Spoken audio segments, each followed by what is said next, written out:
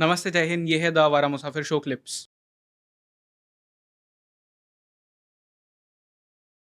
And आपने life of soldiers पे एक आर्टिकल लिखा था, of which you are also an editor.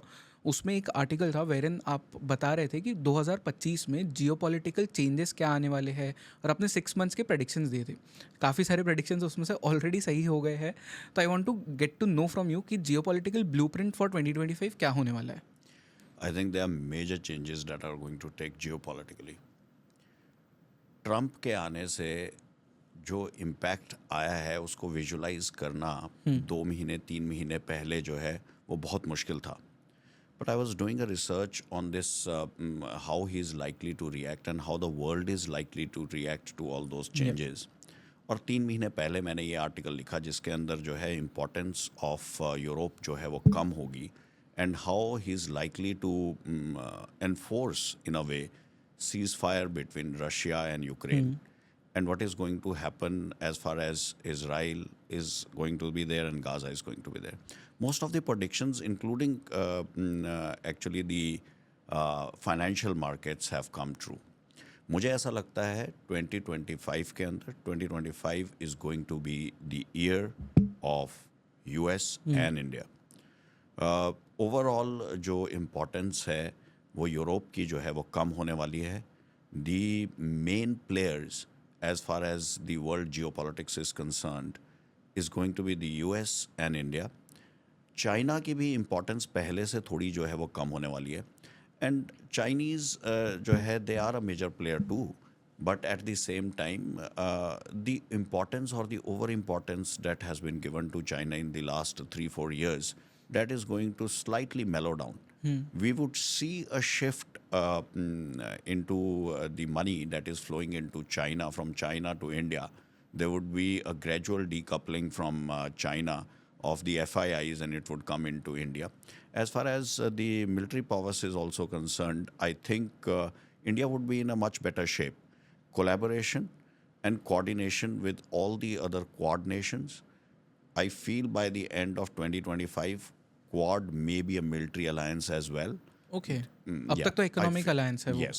So I think जो है when you say कि 2025 के अंदर क्या changes होंगी, I think जो है NATO की importance जो है वो कम होगी and Quad की importance जो है वो बढ़ेगी. There will be a lot of military coordination and cooperation between the Quad nations. Indo-Pacific के अंदर जो है वो Quad की activity बहुत बढ़ेगी. We are also likely to uh, coordinate and cooperate with the US as far as amphibious operations is concerned, our Navy is concerned, Air Force is concerned, and basically bringing the technology that is the latest in the world.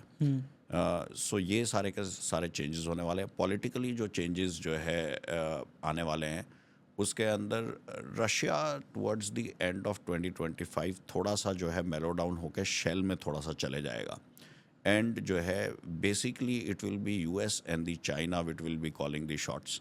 It will be partially bipolar world but India will rise in prominence. Particularly मुझे ऐसा लगता है कि सितंबर और अक्टूबर के आसपास they are going to be major deals that are going to come through between the US and India and BRICS की इम्पोर्टेंस भी थोड़ी सी जो है वो पहले से कम होने वाली है. उधर ट्रम्प ने भी बोल ही दिया कि ब्रिक्स जी को जी थोड़ा जी शांत होना पड़ेगा जी. अब। Otherwise, also, I had a feeling, and I have researched it and written a lot about it also. One of my articles in Pioneer, I had written about a year and a half back, that it is basically the Chinese that are calling the shots in BRICS. And the new additions that have taken place in the last year and a half, particularly with respect to some of the countries that have been added on into BRICS, that are more to liking of China. Correct, Pakistan को लाने की कोशिश कर रहा है वो वो। भी कर रहे थे and thankfully that has not been included. Otherwise जो है वो ब्रिक्स बिल्कुल ही जो है वो वन साइडेड One-sided हो चाइनीज जाता, अफेयर right. हो जाता and luckily we have been able to prevail upon. But other countries also that they have added are more close to China than to India, though we have good relationship with them. So I feel the US is very uncomfortable with BRICS. The US is comfortable with only those countries that bring them business now. मुझे ऐसा लगता है कि presidency change होने से one thing is very clear. It is economic aggression that US is looking for. They're not looking for military aggression, straight away military aggression. They're looking for economic aggression and shaping things in a way where financial needs dictate as to who is going to have what power. The kind of demography that we have, the kind of population structure that we have, the kind of young youth that we have, and the skill and the entrepreneurship capability that we have with technology from US, we can do amazingly well. We can build on our strengths. We lack some raw material, Right. but then we need to collaborate with other Quad nations, and we need to get that raw material. Semiconductors is a case in point. We also need energy resources.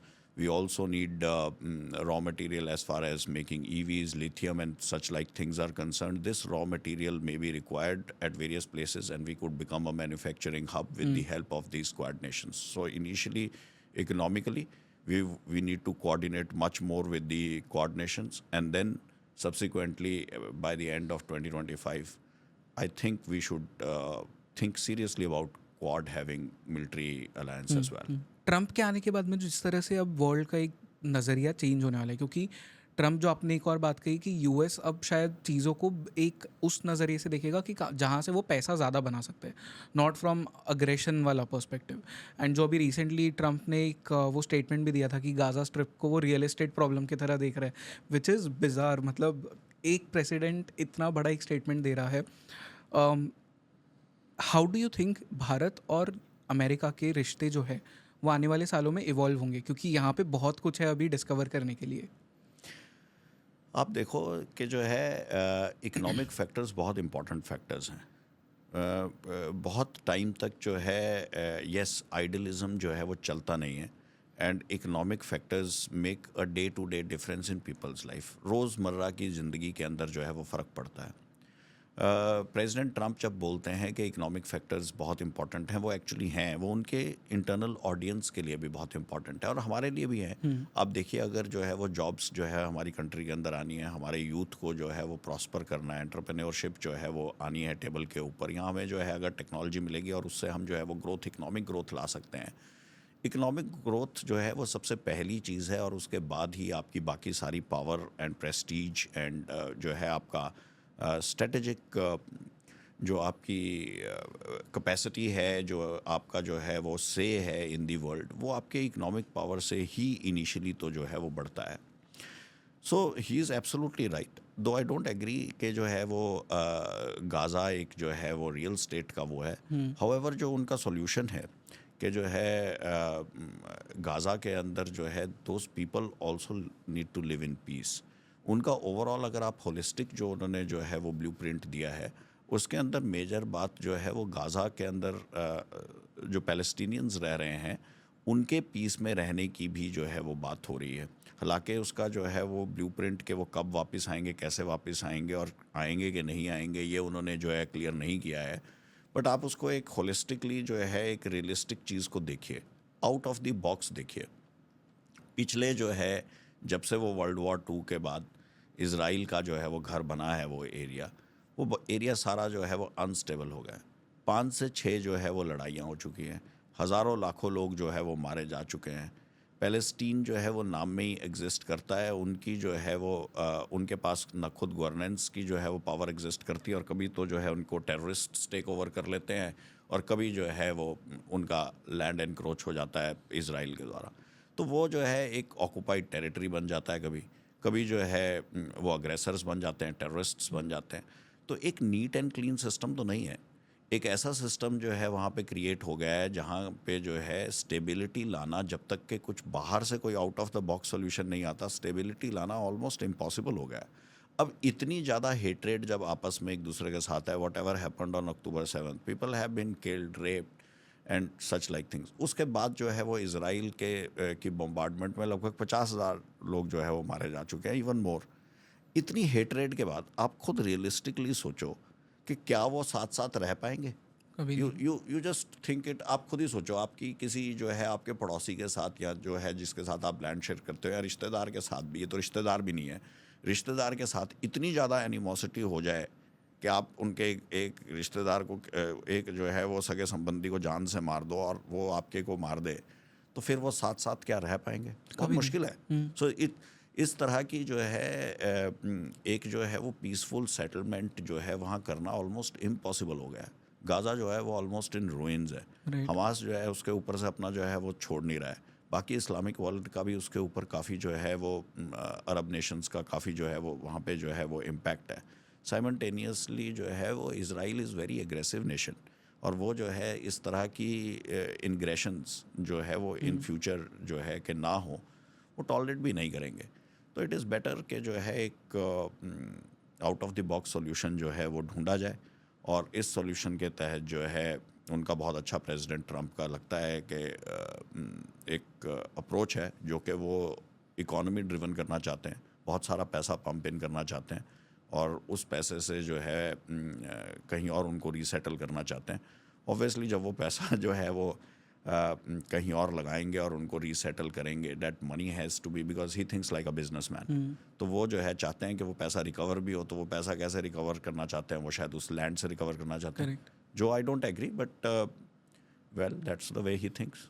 Sir उसमें एक और problem तो ये भी है ना कि मतलब इतने सारे लोगों को आप वहाँ से कहीं और रीसेटल करना चाहोगे, कहाँ करोगे? क्योंकि अरब नेशंस ने तो खुद ही मना कर दिया। इजिप्ट ने तो पहले ही बोल दिया था कि हम नहीं लेंगे। और वहाँ पे मिडिल ईस्ट में I think there is this thinking कि जहाँ पे भी पैलेस्टीन या गाज़ा से जो लोग जाते हैं, तो अगर उनकी संख्या इंक्रीज़ होती है तो उस कंट्री की इकोनॉमी नीचे आ जाती है। I have read these theories. तो इसलिए कोई कंट्री उन्हें लेने के लिए रेडी नहीं है, तो उन्हें आप रीसेटल करोगे कहाँ पे? There are lot of things that are going on behind the scenes. जो है वो यूएस प्रेसिडेंट ने जो है वो जॉर्डन से बात की है। जॉर्डन को वो बहुत सारी मिलिट्री एड जो है वो देते हैं।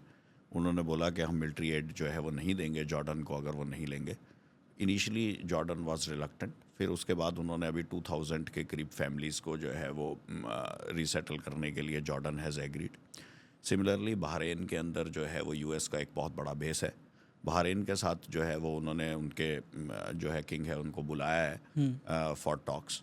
There is a chance that some families or some people who are volunteers may go to Bahrain and settle there.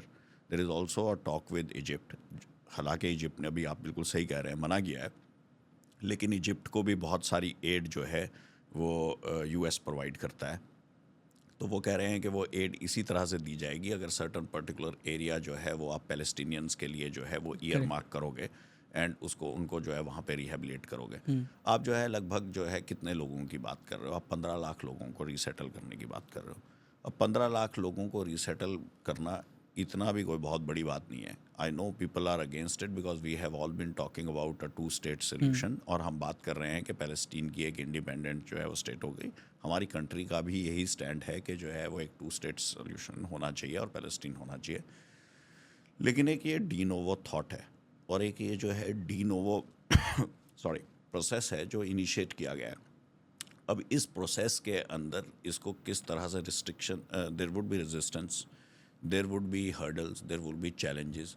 जो भी कोई नई चीज़ होती है जो पिछले जो है 100 साल से किसी ने सुना ही नहीं जिसके बारे में, या 70 साल से किसी ने इस बारे में एग्री ही नहीं किया, जब आप उसको बाई फोर्स करने की कोशिश कर रहे हो या कंसेंसस करने की कोशिश कर रहे हो, रेजिस्टेंस एंड चैलेंजेस तो आएंगे ही। Right. So I think they are resistance and challenges, but हो ही नहीं सकता ये सोच के चलना शुरू से ही, आई थिंक ये भी कोई बहुत अच्छा आइडिया नहीं है। इजराइल ने क्लियरली कहा है they will be working towards the plan जो प्रेसिडेंट ट्रंप ने बोला है। आई थिंक पार्शली वो प्लान जो है वो वर्कआउट भी कर जाएगा। अगर जो है 100% जो है वो गाज़ा से जो है वो नहीं कर सकते पैलेस्टीनियंस को आउट, तो I think towards the south जो है वो थोड़ी सी जो है वो उनकी पॉपुलेशन को जो है हटाया जा सकता है, टुवर्ड्स द नॉर्थ उनको शिफ्ट किया जा सकता है। At least half of it can be done and rest half can go and settle somewhere else for the time being. Right. इस तरह का एक सॉल्यूशन जो है मिडल पाथ जो है वो निकालना का क्वाइट पॉसिबल है।